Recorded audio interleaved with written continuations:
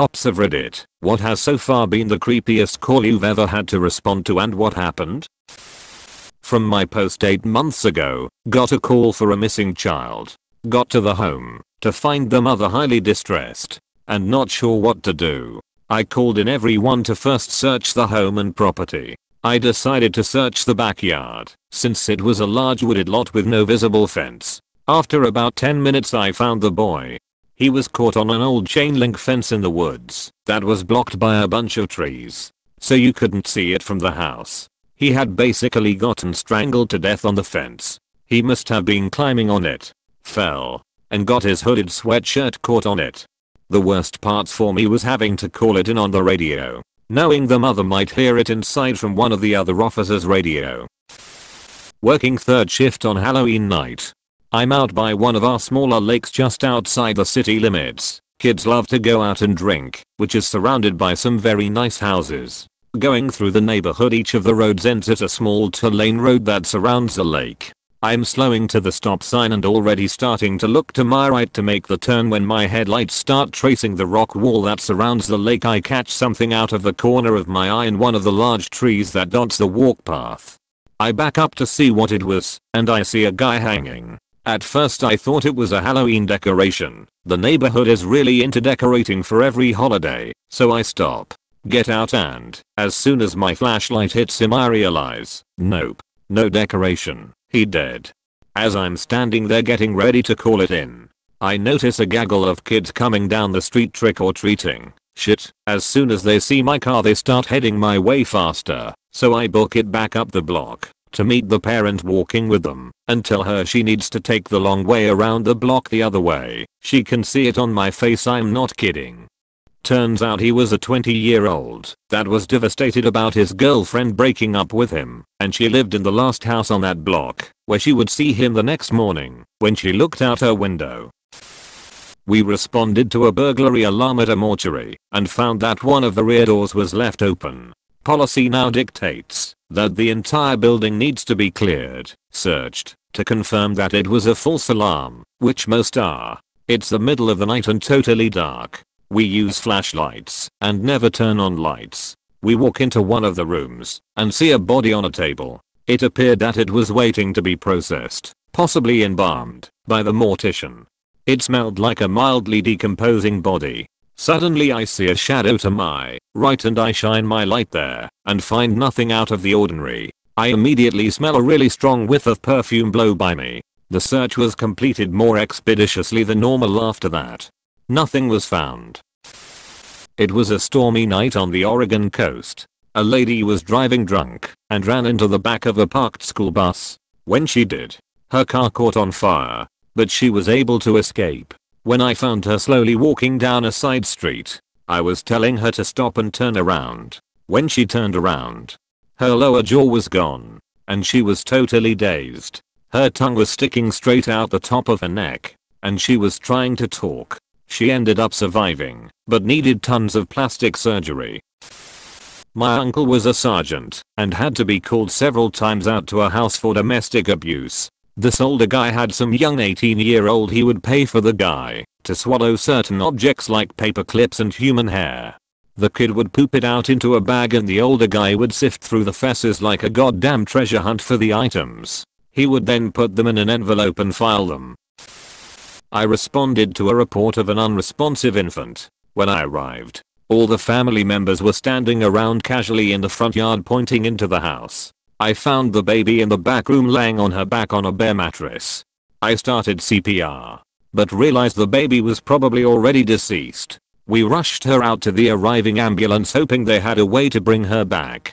I learned she was the mother's second suspicious since death, and I had her other children removed from her care. The difficult part was when I left the scene and went to the ER to see what came of the situation. As I walked in and asked where she was, a nurse walked over to me and handed me the deceased baby swaddled in a blanket and told me to wait for someone to show me to the morgue. So I'm standing there in the ER in uniform holding what everyone thinks is a live infant, but rather an infant corpse, and several people stop by wanting to see her and commenting on how cute it is to see an officer holding a baby. I just smiled, but it killed me inside. I was ushered back to the morgue after what felt like an eternity and told I had to wait with the baby until the medical examiner arrived. They took the blankets off and laid her on a stainless steel gurney and left me alone with her again. I lounged around the morgue for about an hour waiting. By the time I got home several hours after the end of my shift, because this call came out 15 minutes before the end of my 10-hour shift, I laid down on my bed and cried for a long time. My young daughter was in daycare and my wife at work. I really needed to hold both of them. So the house felt incredibly empty. My daughter was only slightly older than the infant. And when I was looking at her earlier, I kept seeing my own daughter. I didn't get any sleep at all before going back in for the next shift later that night. Got a call that someone wasn't answering their phone or the doorbell. We got to the house and noticed that every window was blinded by either curtains or pieces of paper. We rang the doorbell and yelled through the litter box, but there was no answer. We opened the door and got inside. In the house it looked like someone just had lunch.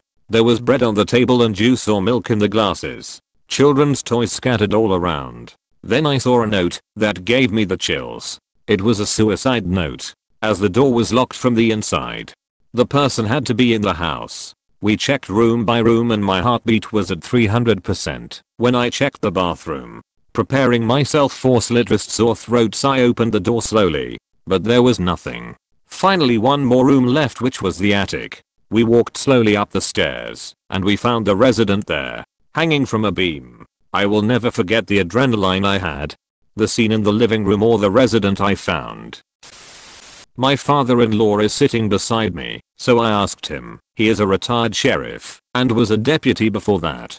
He was the first responder to an accident. A truckload of farm workers were coming back from the fields. The truck went over a hump in an intersection and a little girl in the back of the truck flew out and landed headfirst on the pavement. My Phil held her as she moaned and eventually died in his arms.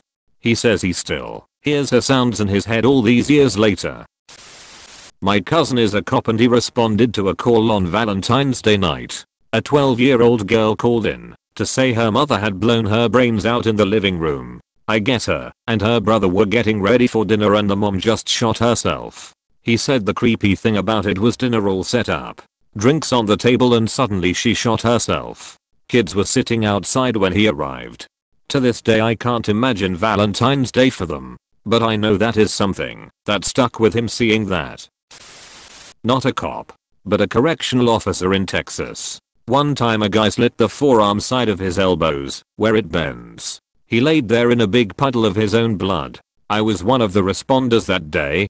I'll never forget it. As soon as you entered the cell, the smell just hit you. Blood has a strong metallic smell, which I never realized before. He'd been laying there a while, so the blood had coagulated, which again, I did not expect. As we lifted the barely conscious guy out of the blood fell off his body in chunks, like jello. It was pretty disturbing because I didn't expect any of it, nor was I able to mentally prepare for it. We are not really medically trained, so all of it was completely surprising to me.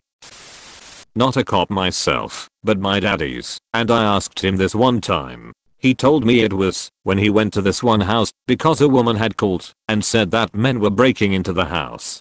He gets there and he said it was immediately very clear that the woman was not exactly all together mentally. He said she kept mumbling things and was very jumpy and skittish. Not to mention that every single wall of her house apparently had at least 6 or 7 crosses on it, if not more. He calms her down, checks around the house for any signs of entry or just anything weird, and there's absolutely nothing that would indicate that anyone had been trying to or had been successful in breaking in. He said she followed him around the entire time and would point to things like a doorknob or window latches and say, "Oh, that's not where I left it." That's how they got in. He said the whole thing was fairly eerie, considering he was at this woman's house in the middle of the night, surrounded by crosses, and listening to her mumble on about random shit. To make her feel better, he did a sweep of the whole house to see if there was anyone else inside, which there wasn't. He said the one thing that made it creepy for him was the fact that every few minutes she'd say something like, "Oh, they're here again," or "He's right behind us. I can feel it." Ex-cop. I worked in a high-tech task force agency conducting computer forensics investigations. Lots of child porn. Lots. Anyways, we were doing a multi-agency search warrant sweep in large metro area in California. We serve a search warrant for distributing/possessing CP at a residence in a semi-decent area. And the suspect fit the prototypical Hollywood child molester look. He lived with his disabled wife, no kids, and she had mobility issues, mostly stayed downstairs, and had not been upstairs for years. We go upstairs, and this guy has a legitimate masturbation station set up in one of the bedrooms that had an outside padlock on it. It was dark, the windows were covered, and he had baby dolls with their assholes cut out all over the room and some of their mouths cut out for impromptu baby sex doll. Some of the heads were removed and scattered on the floor. This guy had serious issues. Not me but my cousin. He got a call one night that two brothers, ages 4 and 6, were found dead in a near empty swimming pool. There was like 6 to 8 inches of water in the pool and the call came from their dad. They never could charge the man, but it is widely believed that he killed his 2 sons.